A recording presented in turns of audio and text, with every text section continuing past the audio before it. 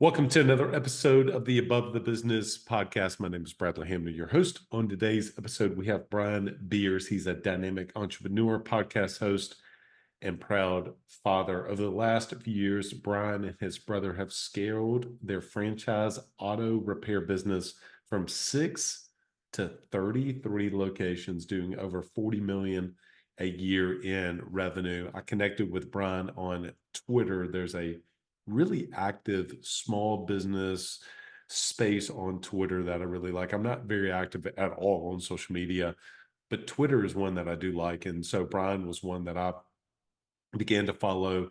And I think you're going to get a ton out of this. So even if you are not interested in franchises as something that you want to personally make an investment in, you're going to be able to learn some ways of thinking from Brian that I think you'll be able to apply back to your business. So whether you are looking at getting into the franchise space or you just simply want to scale your business to multiple locations, this episode is for you. Brian Beers, welcome to the Above the Business podcast. Hey, well, thanks for having me. Happy to be here. Excited to have you.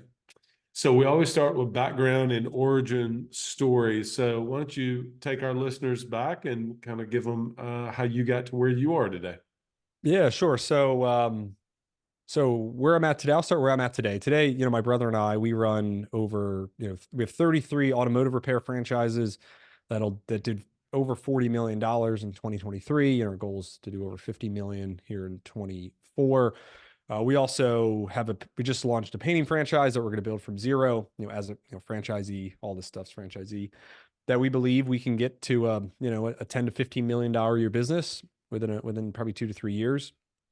I'm also like a minority partner in a bunch of franchisees where I have really good operators in place. And I've got a podcast. I'm on Twitter. I talk a lot about just educating people about, the business that is possible to build through, owning and operating franchises. And so how I got here today was, my family's been in franchising since the 70s. My dad got started, in an automotive repair franchise, when he was 22 years old, had one, kind of built it up to 6 or 7, bought and sold a few along the way with my uncle. And then, did that for 30 years. Was ready to sell, get out. Like the business had changed a lot. It wasn't really making any money, and just near retirement, just tired. I joined the business after college, and said, hey, let me see if I can breathe some new life into this thing. So I joined, travel around the country, try to learn best practices from other franchisees, which is, there's this like community aspect that's really strong, and in the good brands, and put those things into place. Started having success. Did that for 6 years. Said, hey, I want to make more money. So I, went out and got a loan with my brother, and, we bought more of the same franchise, like in that industry. And then all the money we made in those two, we just rolled to buy another 2, another 1. Eventually we bought a group of 7, a group of 5, a group of 4, a group of, like whatever, 1s and 2s.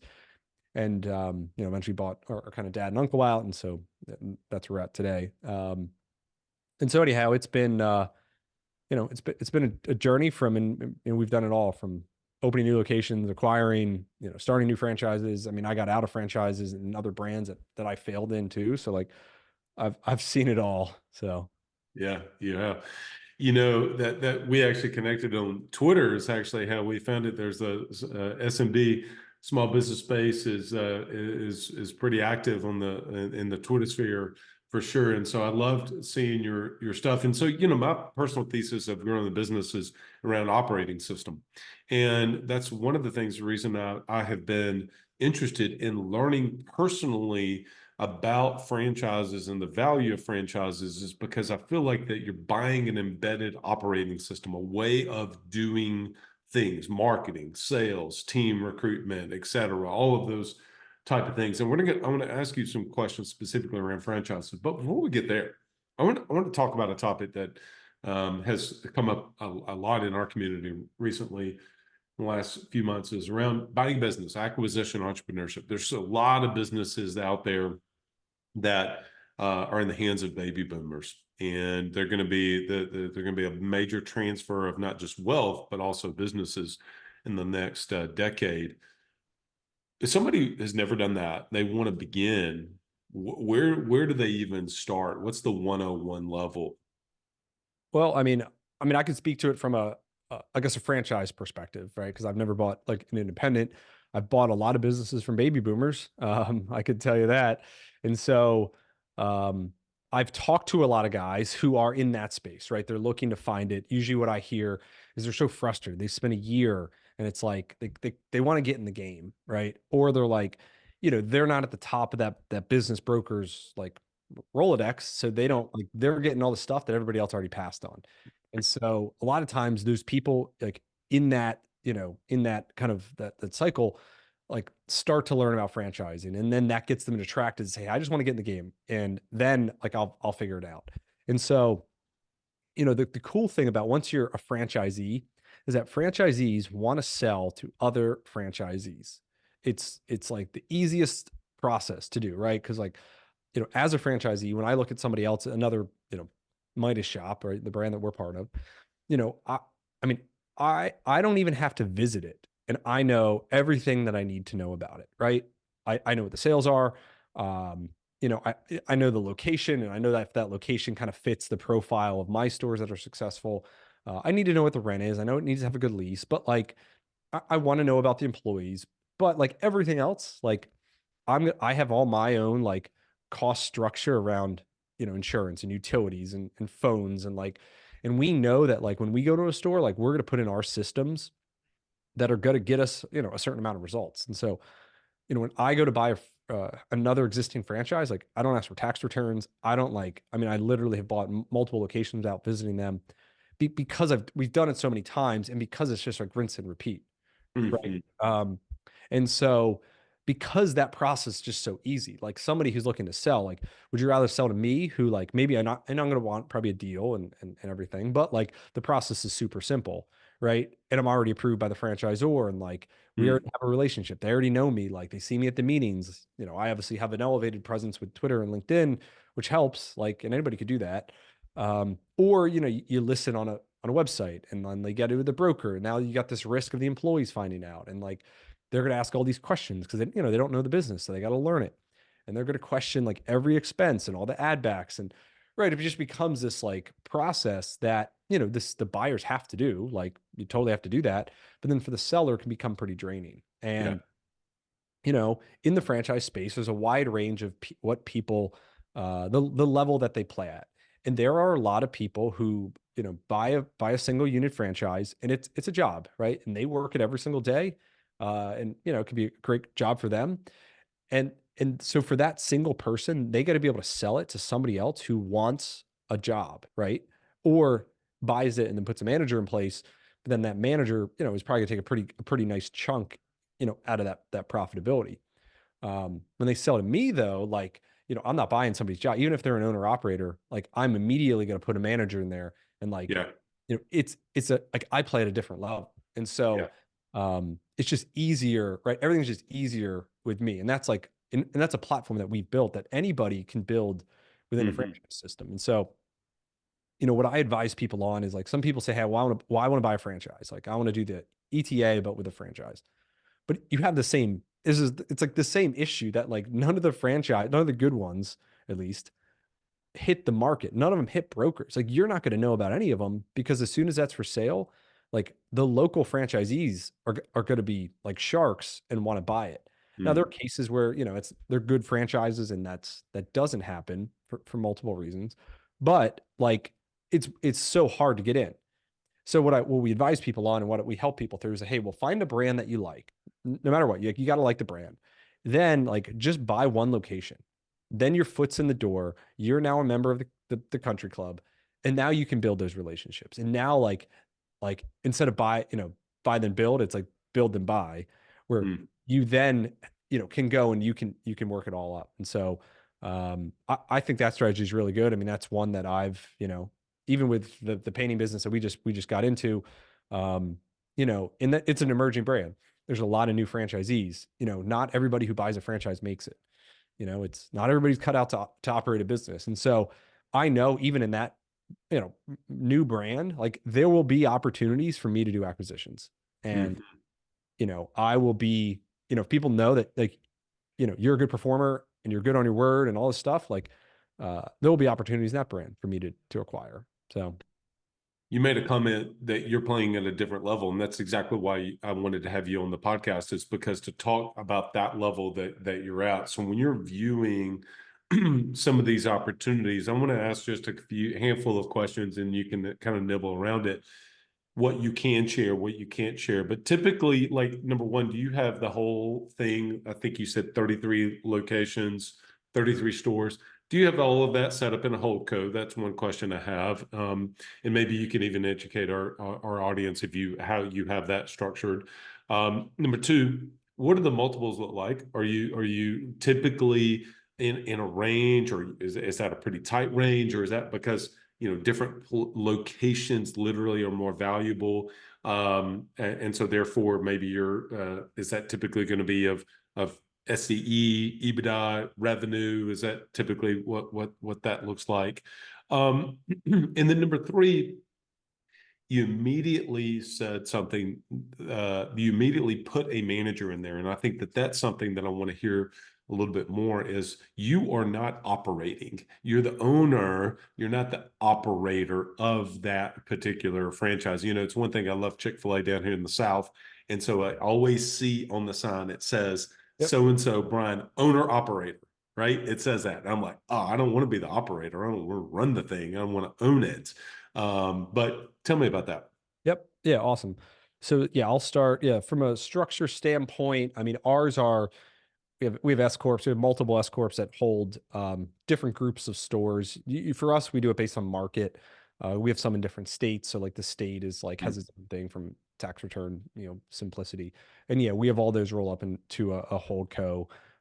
That's for the operating companies. We have another holdco structure for real estate that we own, minority partnership, and other brands that we're partners on. So yeah, like, and then even from that, like we have a management company that, so all the like the office people and we have a whole team in the Philippines, and like, district managers and COO, like all that we have all that of a management company that makes it easy. And then we've got, each location slash entity, pays into that management company. And so the management company is like a break even deal, but it helps simplify our books rather than, I don't know, you've got like, two different entities, and you've got like a district manager that oversees like six stores in this entity and like two stores in this entity. And how do you prorate costs? And we just say, everybody pays $5,000 a month or whatever into the management company. And then that's got all of it. And so Makes it's sense. that's like pretty common in like from some of what my friends do that have similar size companies in how they structure that as it builds. In terms of the multiples and like how we structure these things, yeah, I mean it's total range, right? It's just like buying anything else, where the more the more valuable we think it is, like the more we're going to pay. I mean, I'll give you a couple examples. So like we bought a store making about 100 grand, doing for 3.5 times. So we paid 350 for it, but it was owner financed. We put $50,000 down. We had a $300,000 note that had a 10-year amortization, but a 5-year balloon. So he got his payments of $3,200 a month, whatever it was, and then the 5-year came due. We owed him whatever 160 or it was that store. So we took we're in it for 50 grand. We get in there, like a lot of times we renovate these things because they're tired, and like the layout's all funky and whatever. So we kind of have our like our flavor. And that's the thing about franchising too. And it all depends. There's a huge variance in the spectrum of control. A Chick-fil-A, very tight control. Every Right. single store is gonna be exactly the same. Automotive, like because of like all the different cars and all the different things, like we have a much wider range of control, right? That we can do. And so, I view my business as like I run auto repair shops that just happen to be a Midas, right? And the Midas helps with marketing. Obviously, we have a brand that people recognize, but like I have a ton of flexibility, and there's a ton of flexibility in how you lay out your stores, what equipment you buy, like all this stuff. We're in Chick-fil-A, like everybody's got the same fryer, right? Everybody's got the same grill. In automotive, it is you can buy anything, right? As long as like from a customer experience standpoint, it's Mm. similar, right? Yeah. So that being said, we sometimes we go into these stores that are completely don't fit our model. We put in our thing, and so that store we probably put in another 50 grand of capex in the first 60 days of rearranging lifts, painting, new LED lights, like tire racking, like whatever, all of our stuff. And in that store, like we got a whole new team in there because none of the guys wanted to follow the way we want it done. And we doubled the sales in the first year. We did over 2 million. We made like 400 grand, I think, that the next year on a $50,000 cash investment. So 100K after things. So we made 400. And so pretty solid return. And that store's consistently performed at that level since we bought it. I've had other stores that was 3.5 times, but owner financed. I had another deal where it was just these two stores were doing about $2 million, about $1 million each in revenue, but she was only making like 5%. So I think it was like 100 grand of SDE on 2 million, right?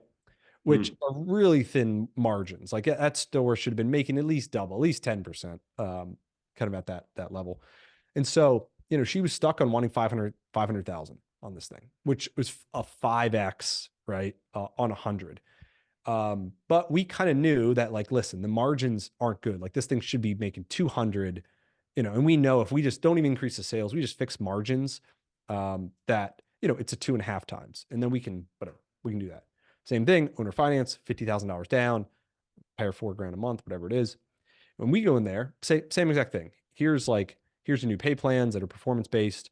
Here's like, we're gonna fix all this broken stuff. Your computers are from 2000. We're gonna like get you all new computers and voice over IP phones, and like we're gonna do some marketing, like direct mail.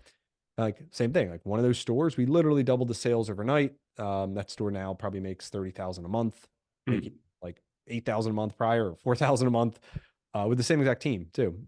Just we re-energize them, right? And so like, and then the other store was actually the exact opposite. Everybody quit, and it took us like 6 months to find new staff, get them trained. Like we're finally making money. It's almost 9 months in, and that store's finally making money. So you never really know what you're going to get. But when I look at the multiples, I kind of just know, like, I look at the whole situation. It's not, hey, I only pay 2.5. Like that other store I paid 5, probably would have paid more.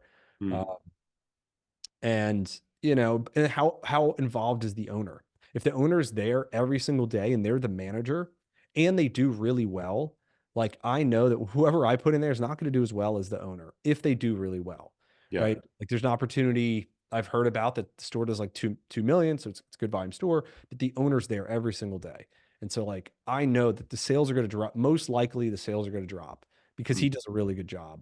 And so like I would not pay a premium for that store. Like if I could get a good deal on it and the terms made sense, I would do it. Or if I had some sort of earn out where it was like, owner finance, and like I paid him as a contingency of me hitting certain milestones, versus, I've bought in stores where, hey, it was an owner operator, but the sales were like well below average. And I could tell like he wasn't that good at sales. Like he wasn't that good. That one I'm like, okay, because like I know my guy's probably going to do the same, if not better. And so I think that's like the unique thing is like as you approach it, especially because like if you understand the business model and you can like see like how they're doing it, and you kind of know like at what level do they play at, and if they're playing at a low level, like I'm willing to pay a higher like multiple, because like it's like a cap rate. Like you don't care about cap rates, right? You care about like what's the intrinsic value of the business or the real estate. It's the same thing. I mean, the strip mall guy talks about all the time. Like he looks at dollar per square foot, not cap rates.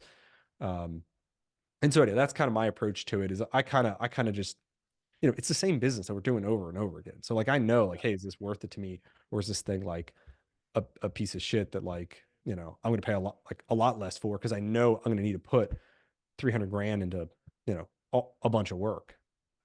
So It's almost like you've gamified it now. I mean, you just can see something, and I can see you almost sitting in the cockpit of your office, and you're just dialing in. Well, we're dialing marketing over here, dialing the team over here. We need better computer systems on this one. This one does not have the right people in place. And one comment you made around the owner in that situation, the more valuable you are as the owner, the less valuable the business is. I hope if you're the linchpin, right? If you are the linchpin that does everything and you're out, like that's not, that hurts it, right? So when you talk about like how do you make your business more value to be sold, it's you remove yourself, right? Like you should remove yourself from from every single thing possible. So the new owner can come in and it's plug and play. Like you've got a management team in place, like they can make decisions on their own, like, or they have some sort of like framework they follow to make decisions. Um, and we've had that, like guys like couldn't buy anything without like a roll of toilet paper. They need to call the owner to like get an approval. And they're calling us and we're like, why are you calling us? Like just buy the toilet paper, right? Or whatever. Because like we don't want to be bothered with like things that, so then we put in, all right, if it's under $300, just like go ahead and buy it. Like, then we put in like whatever a framework to help, them kind of start to Yeah. have Yeah. routines.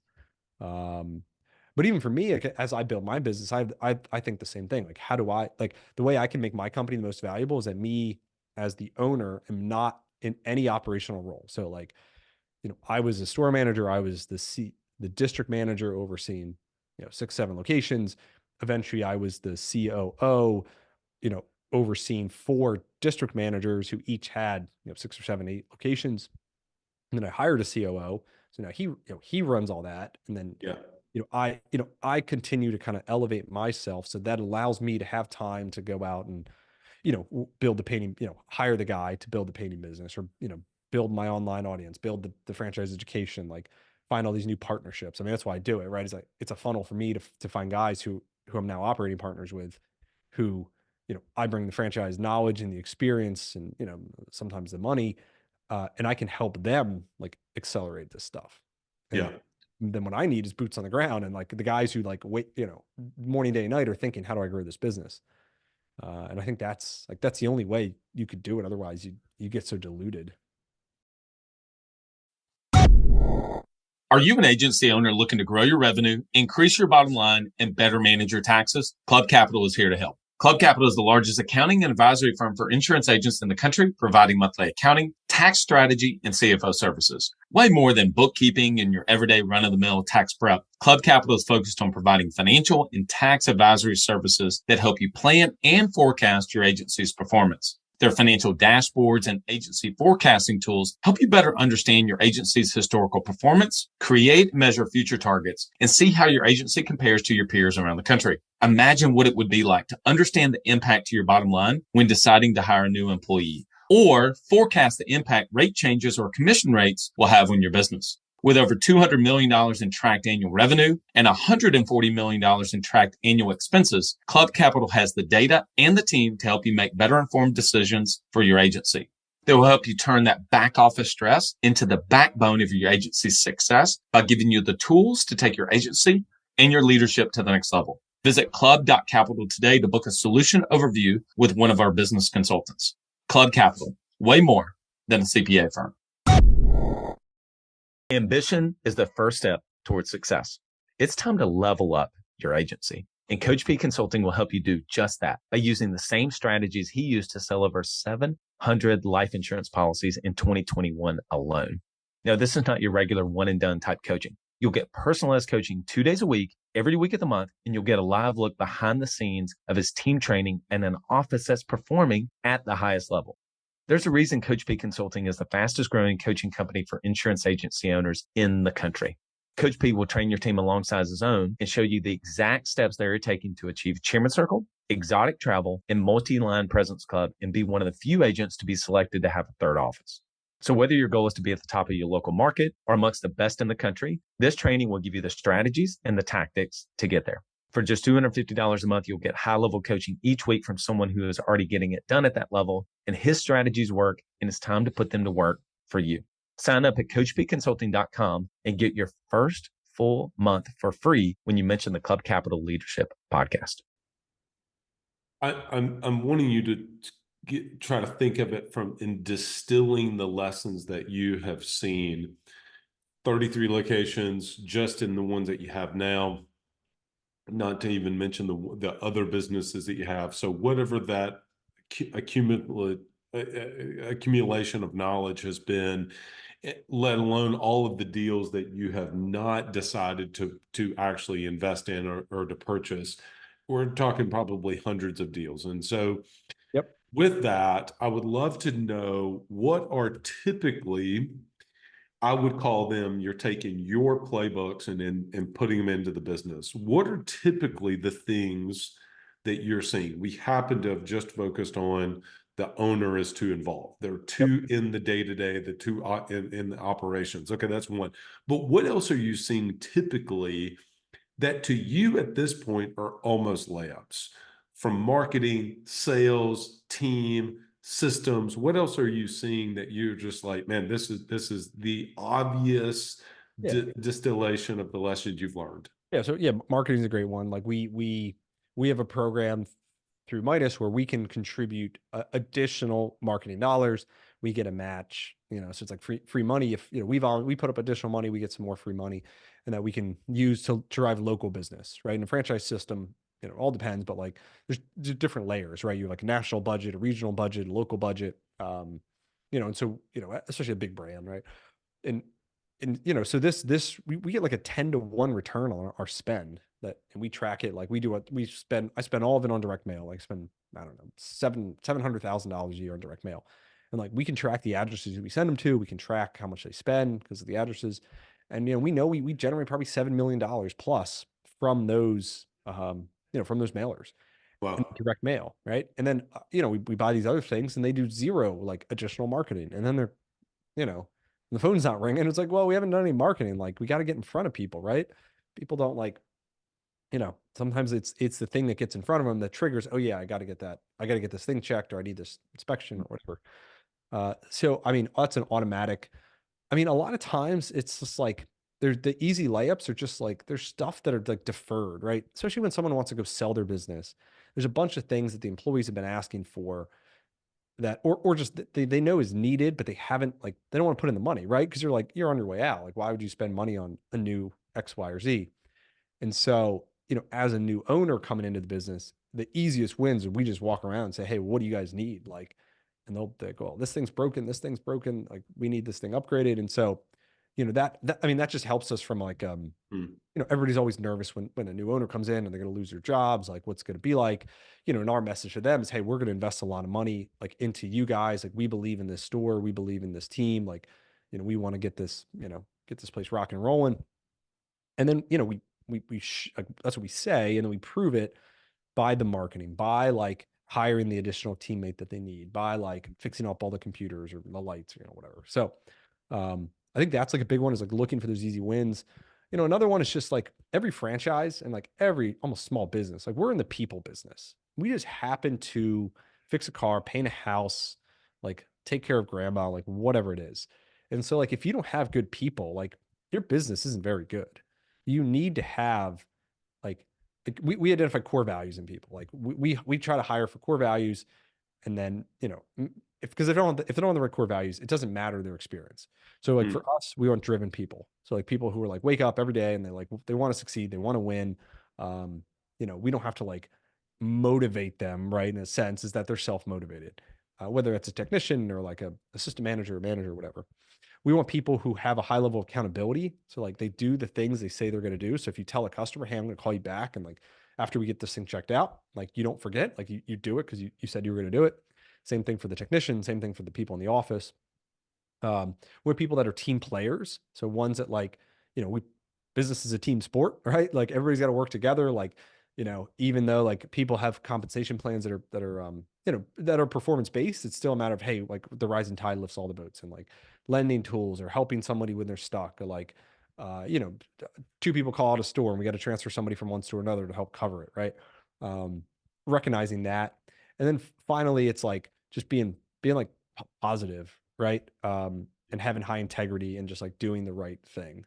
And so, we look for people with that. So sometimes when we buy a business or we go into a place and it's like, and the people are like they're on their phones, like, so they're not driven, they seem lazy, they have low level of accountability, they can't smile. And it's like, how the hell are we going to like no one's going to come back. Like, the customers don't care. It sounds like you're asleep on the phone. Like when you pick it up. Right. And so that's like a big thing that we look for, is like, we understand we're in the people business. And if we hire really good people, like, we could literally turn a store, we could double the sales overnight by getting the right team in place. And if like we lose those people, and like we have a whole bunch of like new people who don't kind of fit, like, our sales could drop in half. And so I think at least in the automotive business, and we're seeing the same in painting, it's the same thing. Like, people buy from people they like.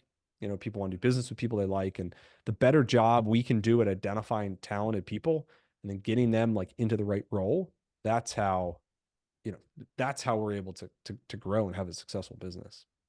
I think that in this, so I'm so glad that you said that, because even in a business that is so operationally based, like has an operating system that you're going in and plugging in, you're also saying, yeah, we've got the playbooks. We know the things we need to go into this business and do, but we still got to have good people. You can't, no matter how good the systems are, you still have to have good people to be able to run it. All right, last couple questions. I want to know, how do you think about scale? I mean, the word scale gets thrown around loosely, and admittedly, I probably am one to do that too. What does scale actually mean to you, and how do you actually think about and literally scale businesses? Yeah, I think for me, it's that like success becomes like disconnected from the time that I invest, right? Mm, Like we buy a new market, a new group of 5 stores. Like my life from one day to the next doesn't change, you know, like because I've got like the systems in place that, you know, I've got the team in the office that's going to onboard all the new employees. I've got a district manager who's going to be in the boots on the ground every single day, like getting that team up to speed. Like, you know, it's the same point of sale. It's the same, you know, we have the same marketing plans. We're just like, you know, investing into that area now.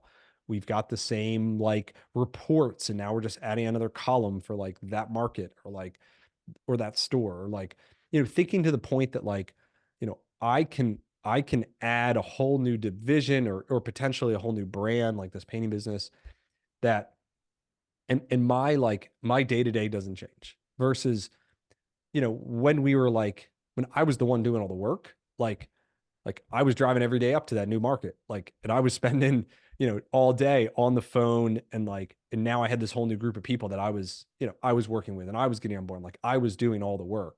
And so for that, like, you know, like that's like brute force, right? mm, But I think, you know, now that I think about it, it's more like, you know, I invest capital into hiring good people who then are the ones to do that. And I think that's when it comes to me to be more like scale and duplicatable, is because, you know, I can't scale my time, right? We have, it's finite, but I can invest the money, which then allows me to say, you know, let's add, even now, like if I added Baltimore or whatever to my thing, like we could potentially add a new market, and like it, like I wouldn't skip a beat. So I think that I just typed that into my log of lessons learned for 2024. That was really good. Scale means success is disconnected from time. That's yep. pretty good. And I don't view it as like passive. Some people are like, oh, well, that's like passive income, but it's Yeah, not. no. You know, but to me, like passive income is like I invest in real estate syndications, and I like have Yeah. money in Vanguard that like pays me a dividend every month. And like I literally like don't think about it because I have zero influence on it. To me, that is like passive. Even the Midas business or the painting business, like Yep. I have a ton of influence over it. Like I can, if I choose, like I can do a bunch of work. I can think about it. Like I can think of new ideas and new partnerships, and like, right. I can affect the business, right? Because I'm the owner of it. And so it's not passive by any means, but Mm, it's not the case that like I have to like clock the hours to make the money. I So love that. All right, last question, but before we get there, if people want to connect with you, obviously you're a great follow on Twitter. That's how we connected. yep. Where would you point them to, Brian? Yeah, my Twitter's I'm the most active there. It's at Brian Beers. I'm also working on LinkedIn. It's just you can find me there as well. And I've got a podcast if people like to listen to another podcast. It's Business with Beers. When I talk about you know, franchising, right? Like buying, finding, scaling, selling, just everything around it. Because what, you know, franchising like simplifies the path to business ownership. Because at the Yeah. end, you're like, whether you're in an independent business or a franchise business, like you are still a business owner, and like every day, like you both wake up to improve your business. You know, in a franchise system, you just like kind of live within, you know, the sandbox. You live within kind of these guardrails that you have to follow. But like you wouldn't buy into you wouldn't buy into the model if you didn't believe in that. Like I have no interest in doing body work or glass repair or like stereo systems or like all this stuff that's like outside of the scope of what our brand does. And I'm totally fine with that. Like, and where other people like they want to like tinker and do all these new things, and like, you know, great for them. Like, but for me, like if you just want to rinse and repeat and just get like really good at like one thing, then that works. And so anyhow, that's a lot of what I talk about is just kind of this theory. And it's a little bit different way of thinking about business ownership, by leveraging franchises. So. Awesome. That's great. All right. Last question. The name of the podcast is Above the Business. Don't just want to work just on it, but get above it. What does that mean to you? Yeah, I think it's like the high level of like, where's this business going? Like, what are the big things that we want to achieve over the next year? Like, or 5 years? Like, in 5 years, what does this thing look like? And what do we got to do to get there? And I think a lot of times, even I and our leadership team, sometimes we do get stuck too much in the weeds, right? With these problems. And it doesn't, because we spend all of our time talking about these little things, it sucks away time from thinking about the bigger things that can significantly move the needle. So like in our business, it's training. Like the whole technical field is, the trades, right? There's like been a deficit for years. Like automotive, we've battled it since before I've joined, so 14 years now. And like, if we want to like win, like we need to have our own training and development program that's outside of whatever corporate offers, that outsides of like third party, that's outside of like trade schools, right? That we said, hey, let's like, so what would that look like, right? We'd have to invest into a trainer. We might have to invest into like specific stores that can become training stores that maybe have a classroom element to it, that maybe have like this itinerary. We have to pull people from, producing money into the classroom, right? That costs us, right? But we have to view that as like an investment. And so like, that's like building out like our own training and development program is like a multi-year return. Like we're not going to see that in day one. We're not going to see that in the first year, or maybe we would in the first year, but like we would get a solid return over the long haul. And so, and then we build a reputation that, hey, you want to become a better auto mechanic and you work with these guys, like they're going to invest in a ton in you, right? Same from the management side, like working on profit sharing plans and, business education, right? For those guys. And so I think sometimes like you got to step back and look at like, well, what are the big hurdles that we are going to face, and like, what's the solution? And then what do we start doing today to start working towards that solution? And so That's, yeah, what a great for us, answer. January that we had this was the conversation we had in January. And like last week, we just completed our first, like the training program. We said, all right, let's bare bones. Let's just get something together. We got these 3 new guys we just hired. And for the first time, we spent 3 days in a row with 3 people. Like we brought multiple district managers through, and we taught, and like, rather than before, it was kind of like we throw them into a store and it's a lot of hands-on learning. And we decided, hey, let's pivot and do, classroom training for 3 straight days. And by the end of it, 2 of the guys, like immediately we could see a difference, tons of notes. The third guy, we, didn't make it. So, and if we didn't do that process, it's possible we would have like, made a move with that third person. And then that would have set us back 6 months because he probably wasn't going to make it in the store. And so sometimes I think it's like just stepping back and, getting out of the weeds. And like I said, working above, I think it's a great name and a great way to think about it. I do have to say this. That is classic, though, being an entrepreneur. You talk about it in January, you put it in place in February. That is what an entrepreneur does. They don't just talk about it, marinate on it. We're going to sit on it for the next 18 months. You threw together an MVP. It's not the big vision that you had, but you threw something together and you learned more, I'm assuming, by actually having one, even if it was 3 people in there, than if you would have sat in a boardroom and talked about it the whole time. Oh, that is how my brother and I built the business. Is we're like, we come up with an idea and then we're just like, let's just like shoot emails out to see if anybody wants to sell in this market. And like, we don't even like, we'll say yes to something and then we'll figure it out. Like, yes, that's what we teach our guys to, like in the stores, is like, say yes to every customer.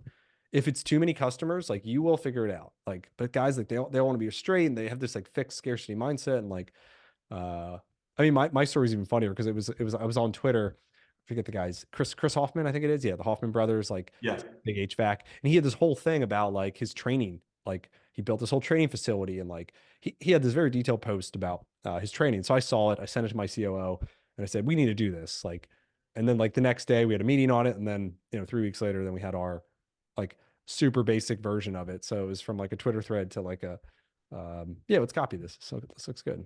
No, that's great. That's great. That's exactly it. Twitter post, inspiration, idea, strategize. Let's do the thing, and then you'll iterate on it. A year from now, it'll be a lot better than it is today. Brian, this is a great conversation. Appreciate you. Yep. Thanks for having me. Well, there was a lot of takeaways there. Hopefully, you begin to kind of think around. For me, it was just a reiteration of a few of the thoughts that I believe. Maybe the philosophical. Let me say that again. I think there was just a few philosophical beliefs that really were even deepened in that conversation with Brian. I think number one is just about the more valuable you are to the business, the less valuable the business is.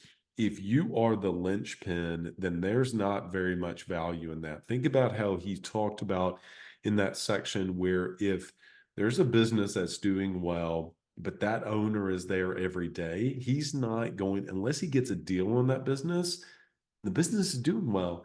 He knows that it's not going to perform the same because you're taking the owner who's there all the time. He would rather find a business that does not, maybe even has an absentee owner. He could go into that business, revive it, give it some CapEx, put in some new computer systems, new compensation plans for the team, possibly have to bring in a new team altogether. He's going to be able to grow that business and be able to really get the numbers where they need to. We didn't get into talking about, but I'm sure he has scoreboards for each one of the companies, and he's able to see what the run rate needs to be. He talked about direct mail from a marketing perspective. And that doesn't mean that all of you, regardless of your business, if you're in insurance or any other company, automotive, that you need to immediately go into and invest in direct mail, and that was the big takeaway. I don't think necessarily. I think what is more important is that he has a marketing playbook, and it is attached with a scoreboard tracking system that he knows what the numbers need to be. Think about what he said: $700,000 in direct mail spend across the different 33 locations. That has a direct attribution to $7 million in sales. He knew that number, 10 to 1. And that is him sitting, that's VFR to IFR, visual flight rules to instrument flight rules. He's running those businesses, or really not running them. He owns those businesses and is able to fly all of them by looking at the dials and the switches and the instruments in the cockpit, not by having to have his feet. He can't be at all 33 locations. So think about your location, and when you begin to kind of, and the way that I think about it, you become the architect of the business. When you begin to see yourself as the architect and you start to think the way that Brian is, that's why I wanted to have Brian on. Many of you may, or some of you might actually be interested in actually purchasing a franchisee. And if you are, Brian's the guy to be able to go and talk to. But I knew that Brian would give that type of insight just based on his follow, and he's got a great newsletter to check out as well. So hopefully that served all of you. I want to give a big shout out to our podcast sponsors. They can really help you to be able to scale. That's why we work with, honestly, some of the best of the best. Obviously, Club Capital. Think about the financials that Brian needs to have across all of those businesses at that level of scale, to have clean books so that he sees those on a monthly basis. They roll up to his S corps and then roll up to his holdco. But also, if you don't have good, clean financials, we're just coming right in the middle of tax season between the corporate deadline and between the personal tax return deadlines. This is a great opportunity for you to think about, do you have good control of your financials? If you don't, reach out to Club Capital. He talked about a training and development program. It is critical. Well, I talk about developing A players all the time. He talked about if possibly he needs to get new people in. Really and truly, Alex and David are some of the best of the best. If you want to be able to have someone like Autopilot Recruiting to help you to be able to get quality candidates, to build a pipeline of people, A players or potential A players anyway, into the top of your funnel for your team, they are absolutely the best. And then when you bring those people on, if you want to be able to, like, where do I start with this whole training and development program? That sounds like a good idea. It doesn't mean you have to be the one that's doing it all the time. That's why if you're in the insurance space, David's fantastic. Go to coachpconsulting.com and go to autopilotrecruiting.com. If you need help on the front side of the recruiting, finding, sourcing great people, that's where Autopilot Recruiting shines.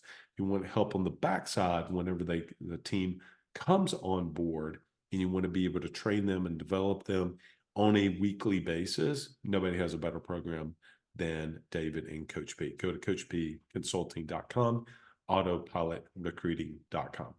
Also on this episode, Brian talked about installing new computer systems. Well, with that actual hardware that he has, you know that he has preferences in the software. Again, that wouldn't have been applicable for me to ask, detailed questions around those type of things, because I'm sure it would have been specific to his industry. But if you're in the insurance space, Today App Pro has absolutely some of the best software that can help you to be able to grow and, as I talked with Brian, scale your business. Easy to use, intuitive, corporate approved. Don't have to worry about any of that. Syncs up with it. Take the word tracks that you have, plug it into the UI. Fantastic experience for both you, going to give you the insights that you need. Just like the financials, you want the insights from Club Capital for your financials to make better decisions on a day-to-day basis with the business.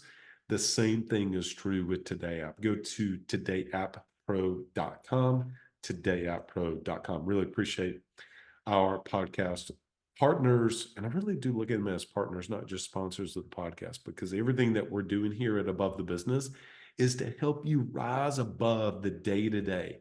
Get out of the day-to-day weeds, get out of the operational aspects of the business, and be able to see business from a different way. See it not just on it, but actually above it. And the way we do that is really three ways. We help you through this podcast to be able to get above the business. We are this year, actually in the next couple months, going to be launching our newsletter. I'm really excited about the Above the Business newsletter. My clear outcome of that newsletter, as I'm putting it together and starting to think through it, is how can it be an email that is I will not miss that email. In other words, look, we get literally emails all the time. That is a super high bar. I don't even know how many inboxes me and my Lauren Maillet have to manage. It's a bunch, but maybe 6. That's a lot. There's not many emails that I actually read. I'm going to be honest. There's not many. But there's a handful. And those handful of emails, those are the ones I've been looking at and trying to figure out, what is it about that person? What is it about what they talk about that when that email comes in, I won't immediately archive it out of my Gmail. I'll actually read the thing. Well, that's what I'm trying to build for all of you, is to help you through the podcast and newsletter and our events. At the time that this is dropping, we had just finished our quarterly. So we run the quarterly every quarter, the March quarterly, the June, September, and then we run the annual. And then also we have a couple 2-day events. And I'd love to invite you to come and register at our next 2-day virtual event. It's over Zoom. It's on a Tuesday and on a Wednesday, and it's called the 2-Day Intensive. And we're going to, over those 2 days, we're going to take a topic.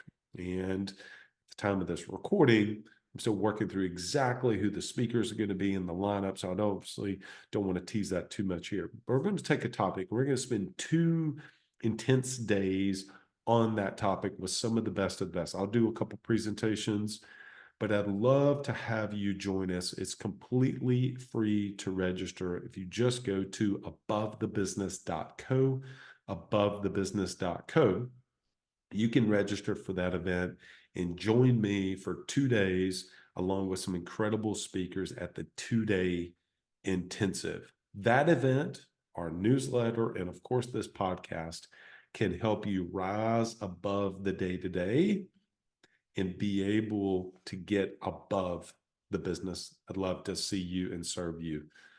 AboveTheBusiness.com. All right, everyone. Till next episode, lead well.